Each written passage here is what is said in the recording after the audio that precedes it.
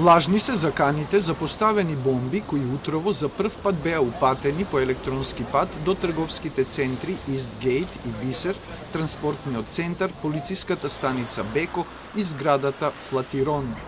Лажни се и заканите испратени до 7 средни училишта во Скопје, соопштија од МВР по спроведените евакуации на вработените и учениците од објектите и извршените антитерористички проверки.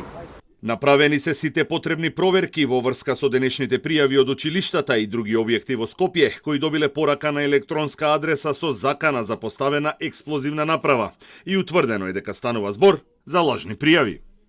Граѓани од други градови кои чекале превоз на железничката станица биле дел од евакуираните од транспортниот центар од страна на полицијата.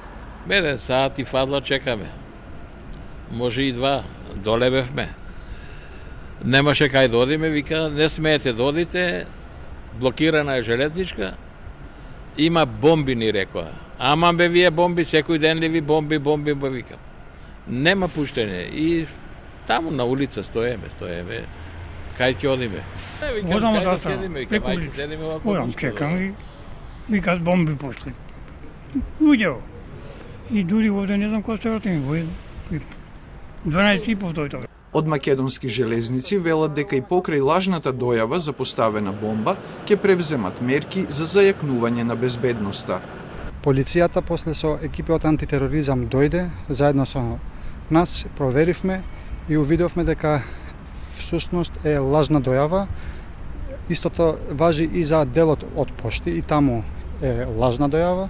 Меѓутоа ние по ова ќе ги зацврстиме мерките, односно ќе ставиме дополнителни чуварски служби. Заканите за поставени бомби траат од октомври, а досега едно малолетно лице заработи кривична пријава и за него обвинителството започна предистражна постапка, зашто е утврдено дека на 4 ноември испратило лажни закани за бомби до 4 скопски училишта. Според експертите, за разрешување на ваквите случаи, Македонија треба да побара помош од партнерите во НАТО по изјавите на надлежните дека се работи за хибридни напади. Многу е важно да разбереме дека како земја членка на НАТО мораме да ги обединиме напорите со тамошните, односно другите земји членки и да го направиме ова регионален и заеднички НАТО пристап, бидејќи ако прогласуваме дека станува збор за хибридни закани, ако прогласуваме дека станува збор за нешто кое што се заканува на целата земја, тогаш мораме да се обединиме и да го завршиме заедно.